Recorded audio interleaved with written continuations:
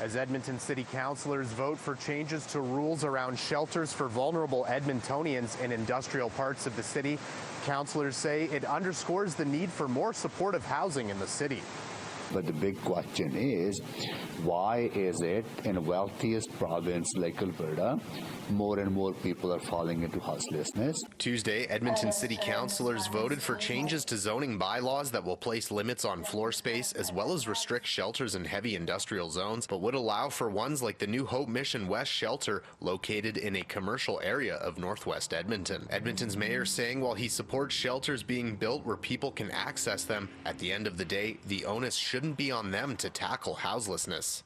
You know, as a municipality, we try to do what we can, but these are the problems beyond municipalities' ability, and these problems are not created by municipal governments. They are created by lack of support from the federal and provincial government into our social infrastructure. The opening of the new Hope Mission West shelter in October raising the concern of neighbors living several blocks away who say they're worried about safety concerns in the neighborhood, as well as questioning why a shelter is being built far from amenities. There's not a lot of services in this area.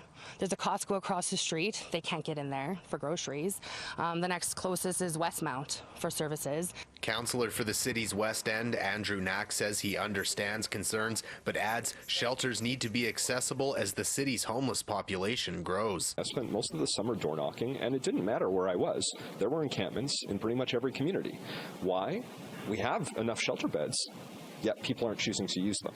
So you need to make sure your shelters aren't too far away from where people actually are, or else they're not going to use them. Councillor Knack agreeing with Mayor Sohi, adding the conversation shouldn't be around where to put shelters, but rather how to support Edmontonians trying to leave homelessness. Whether people are using shelters or not, we do not have enough homes for people to move into with wraparound supports.